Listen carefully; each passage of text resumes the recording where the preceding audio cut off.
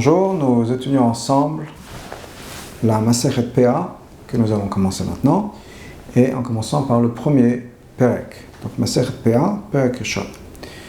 Et la PA fait partie des choses qu'on appelle Matnot Aniim, des choses qui sont données aux pauvres. Il y a une partie du Maaser et d'autres choses qui doivent être données aux pauvres, et cette Masechet-là, de PA, parle de ça. Donc les 4 premiers chapitres vont parler directement de la PA étant normalement la fin du champ, la fin de la récolte. On doit laisser une partie pour les pauvres. Puis ensuite, d'autres choses qui vont être laissées pour les pauvres, dont on va parler dans le reste, la deuxième partie, la deuxième moitié de notre Mishnah. Et ce sont des dinim qui sont de la Torah, c'est-à-dire de la Torah. Et donc la Mishnah commence, Mishnah Aleph, en disant les choses suivantes. Elu dvarim she'en shur, voilà les choses qui n'ont pas de mesure. On va donner des exemples, mais entre autres, on va commencer avec la PA, c'est pour ça qu'on commence avec ce chapitre-là, avec cette Mishnah-là, qui sont que dans la PA, il n'y a pas un chiffre minimum qu'on est censé donner, au maximum. Il faut juste, la Torah nous dit, il faut laisser la fin du champ, un coin du champ, pour les pauvres. Combien? C'est pas marqué dans la Torah, il n'y a pas de mesure dans la Torah. Donc il y a PA, Bikurim, qui sont les premiers fruits de l'année. On est censé amener ces premiers fruits-là qui vont être prêts au Beit HaMikdash. Hareayon, Reayon, c'est le korban qu'on appelle Olat Reiya. Le pasuk nous dit que 3 fois par an, Shalosh Parim Bashana, Yirae Kol Zochocha Pnei Hashem Elokecha Bamakom Hashem Yifra. Que une personne 3 fois par an, tous les hommes doivent être vus au Beit HaMikdash. Et le pasuk continue en nous disant Lo Yirae Pnei Hashem Rekam. On ne peut pas voir Hashem les mains vides. C'est-à-dire qu'on est censé être vu au Beit HaMikdash, donc aller au Beit HaMikdash 3 fois par an, et amener une offrande. Combien de temps on est censé rester au Beit HaMikdash? Est-ce qu'on peut rester 1 seconde? Est-ce qu'on peut rester toute la semaine? Combien de korbanot, de sacrifices on est censé amener en tant que Olat Reiya, ce korban qu'on amène au Beit HaMikdash? Il n'y a pas de mesure dans la Torah.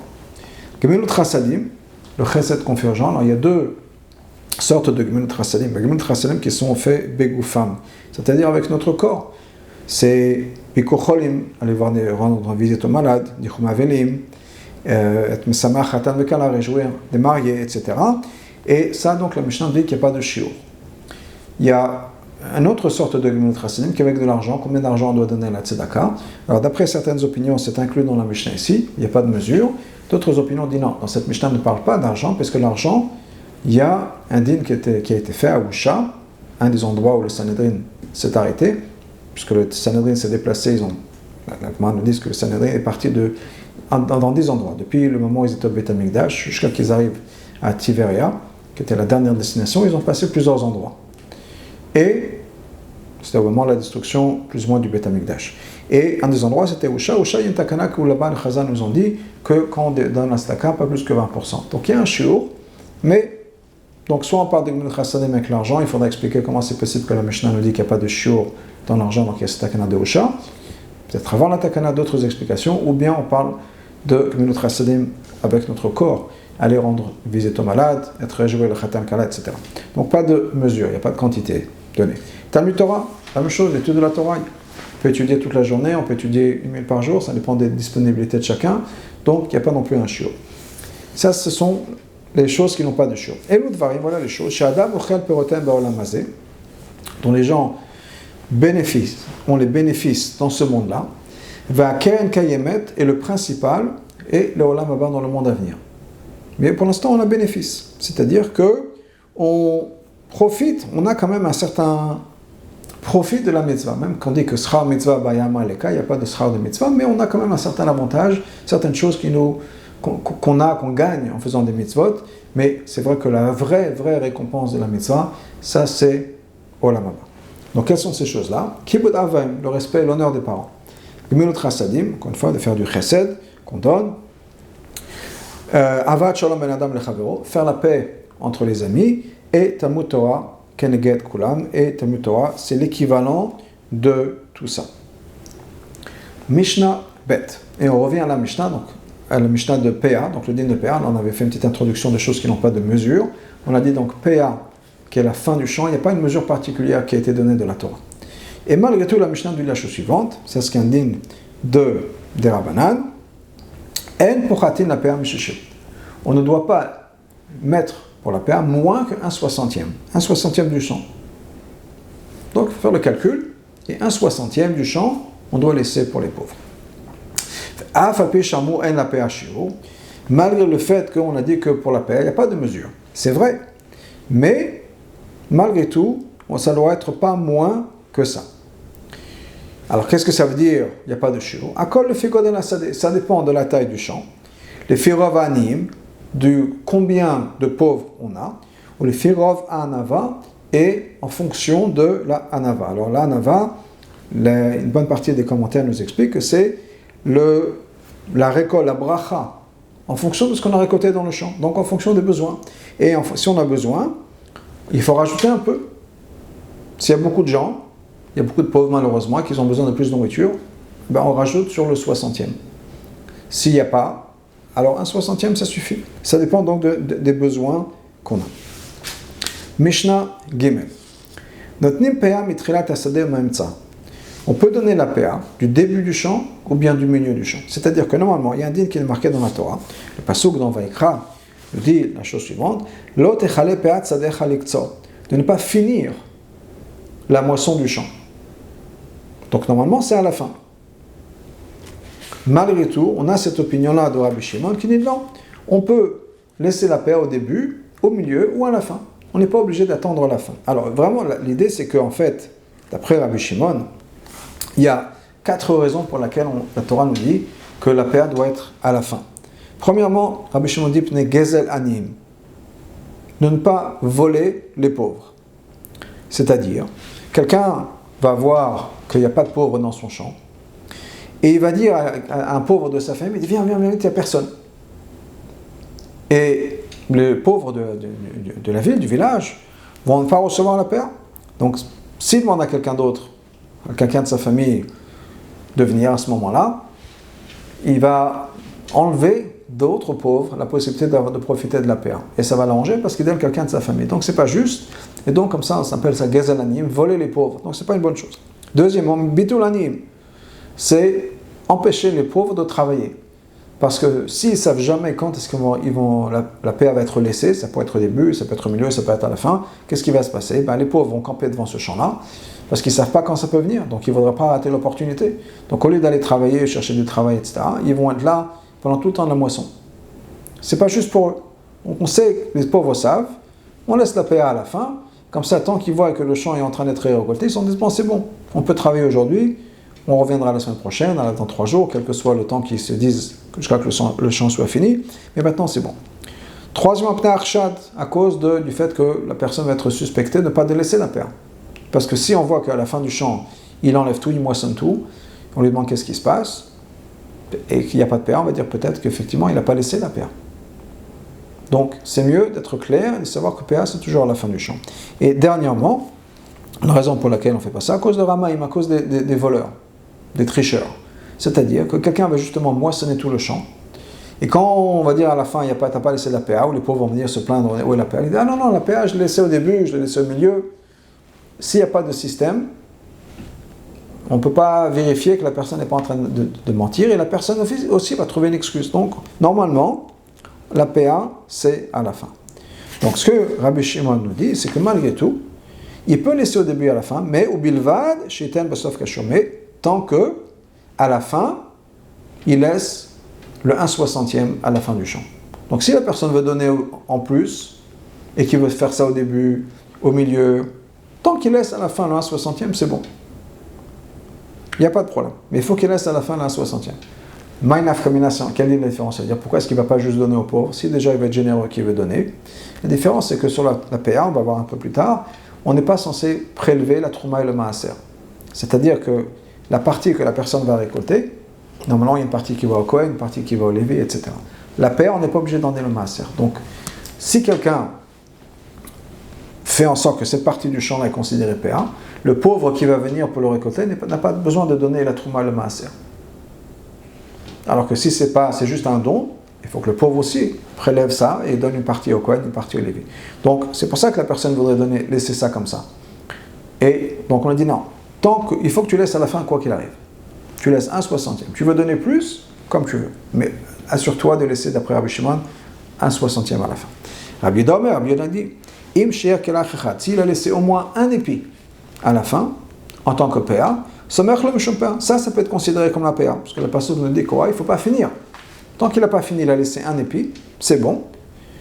Et donc, il a pu avoir donné au milieu, au début, il n'y a pas de problème, c'est bon, il a fait sa mitzvah de PA. Il l'a, mais sinon, c'est-à-dire que s'il n'a même pas laissé un épi à la fin, enonoten, et la mishum efker. Ce qu'il a donné, ça compte comme efker. Efker, c'est quelque chose qui a été abandonné, n'importe quelle personne peut le prendre. PA, c'est uniquement pour les pauvres. Efker, n'importe quel peut prendre. Donc, s'il laisse ça en tant qu'efker, ça veut dire que, encore une fois, n'importe qui pourrait prendre, et c'est bon. Mais ça ne compte pas comme trouma. Donc, comme PA. Donc, il faut qu'il laisse, au moins d'après Rabbi Yehuda, au moins un épi. Et d'après Rabbi Shimon, on a expliqué, non. Il faut qu'il laisse à la fin le shiur de PA, quoi qu'il arrive. Il veut donner plus, t'avoir la bracha qui soit bénie. Mais il faut qu'à la fin, il laisse un épi. Mishnah Dalet. Klal Amou Bapea. On a donné un principe général dans la PA. Qu'est-ce qui est chayav PA? Kol shiur achel. Il faut que ce soit d'abord quelque chose qui soit mangeable, de la nourriture. Des fois, on plante des plantes, pas pour manger. Ça peut être pour créer des teintures ou autre chose. Donc, il faut que ce soit quelque chose qui soit mangeable. Ensuite, nishma, quelque chose qui soit gardé. Pas comme des herbes où il n'y a personne qui fait attention, soit quelque chose qui soit normalement protégé, gardé, pas quelque chose qui est efker, qui n'est pas gardé.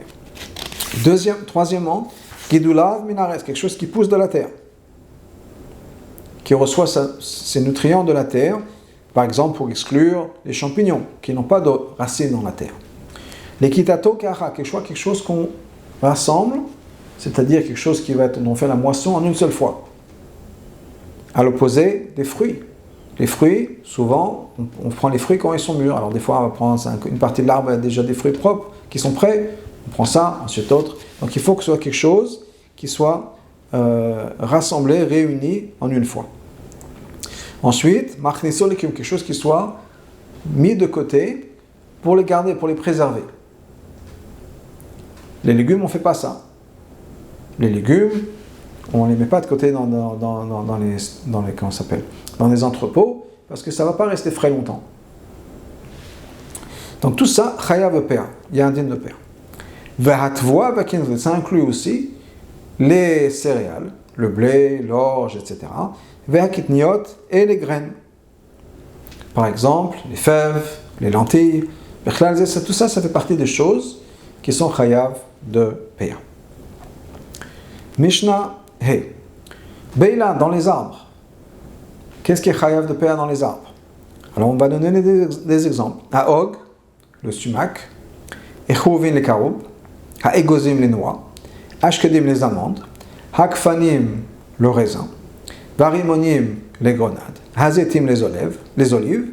Vehatmarim, et les dades. Chayavin, de PA. On est obligé de donner la PA. Mishnah Vav. Leolam unoten mishum PA ou pator minamasot. Toujours, on peut donner de cette nourriture, de cette récolte, en tant que PA, et dans ce cas-là, c'est exempt de maaser. Et on peut faire ça ad sheimareach, jusqu'à qu'on a fait le miroir. Alors je vais expliquer ce que c'est. Mais l'idée ici, c'est que normalement la PA, c'est quelque chose qui doit être prélevé, alors que, prenons les exemples d'un épi de blé, alors que les épis de blé sont encore dans le champ. Ils n'ont pas été moissonnés encore. Mais ce que la Mishnah ici nous dit, la Mishnah Vav, c'est que même si on a déjà fait la moisson, même si on a déjà séparé les graines de blé des épis, etc., on peut toujours donner ça comme PA si on n'a pas encore fait, jusqu'au moment où on a bien aplati et alissé la pile de blé. Ce qu'on appelle miroir, c'est-à-dire que normalement quand on va ramasser le blé, les fruits, quelle que soit la récolte dont on parle pour la PA, la fin de cette préparation, c'est quoi? Ces miroirs, c'est le moment où on va embellir, lisser, littéralement, cette pile-là, pour qu'elle soit belle. On va lui donner une belle forme. Une fois qu'on a fait ça, tout d'un coup, on ne peut plus donner de la PA, et maintenant, ça va devenir chayav de Trouma et de Maaser. On est obligé de prélever la partie qui va partir au Kohen et au Lévi, etc. Noten mishum hefker. La même chose, quand quelqu'un a rendu son champ, sa récolte Hefker, il a dit que n'importe qui peut prendre. On peut faire ça sur le champ, on peut faire ça une fois qu'on a fait la récolte. Dans ce cas-là, on n'est pas tourné la masrot. Pas besoin de donner le maaser. C'est bon, une fois, jusqu'à, qu'on a lissé cette pile. Une fois qu'on a fait la pile belle, on a bien lissé, maintenant c'est une belle pile, c'est trop tard, on ne peut plus rendre Hefker. Et même si on le rend Hefker, il faudra toujours donner la trouma et le maaser. On peut donner l'Efker. Je reprends ce que j'ai dit, c'est pas qu'on peut pas, on peut rendre Efker, on peut rendre Efker n'importe quoi en disant maintenant ça m'appartient plus. Je laisse qui veut peut le prendre. Mais si je fais ça une fois que la pile était bien faite, bien lissée, il faudra quand même prélever la trouma et le maaser. Ensuite, je peux donner à manger des graines de cette récolte-là aux animaux domestiques, aux animaux sauvages, aux oiseaux. Patour mina masrot, et je suis patour du maaser. Tant qu'on n'a pas encore fait cette pile, on n'a pas encore embelli, lissé cette pile-là. Une fois que la pile a bien été faite, très belle, je ne peux plus donner à manger aux animaux tant que je n'ai pas encore enlevé le maaser, donc il faudra prendre le maaser aussi. On peut prendre de cette pile-là, de blé par exemple, et s'en servir pour planter une nouvelle récolte de blé. Il n'y a pas de souci.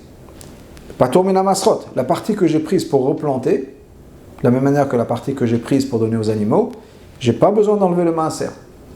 Tant que je n'ai pas lissé cette pile. C'est-à-dire, encore une fois que la pile a bien été faite lisse et belle, etc., là, même si je veux prendre une partie pour planter, il faudra prendre le maaser sur la partie qui a été prélevée.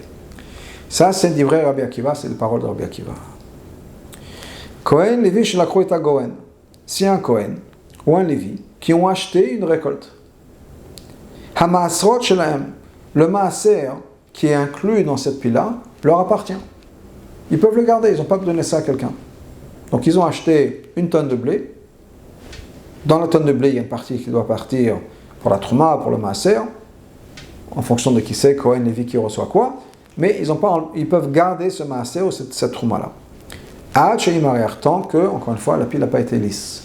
Si la pile, le propriétaire, avant de la vendre, a déjà fait cette pile bien comme il faut, une fois qu'il a fait ça, on devient chayav de trouma et de maaser, même s'il la vend après un Kohen ou un Lévi, eh bien ce Kohen et ce Lévi doivent donner la trouma ou le maaser à quelqu'un d'autre, un autre Lévi ou un autre Kohen. Hamakdish ou poté, quelqu'un qui a donné une partie de sa récolte au Beth Amikdash, il en a fait don au Beth Amikdash. Maintenant il veut la racheter. Ou bien quelqu'un d'autre veut racheter une récolte qui a été donnée au Beth Amikdash. Chayav maasrot, on est obligé de donner le maaser, tant que le gizbar n'a pas, encore une fois, embelli cette pile-là. C'est-à-dire que si il rachète, s'il y a quelque chose qui a été donné au Beth Amikdash, donc quelqu'un a donné au Beth Amikdash une pile de blé, mais qui n'a pas encore été bien lisse, okay? Quelqu'un la rachète. Le gizbar ne l'a pas lissé, ne l'a pas embelli. Pas besoin de prélever le maaser. Une fois que ça a été fait, dans Beth Amikdash, là, il faudra enlever le maaser quand il la rachète.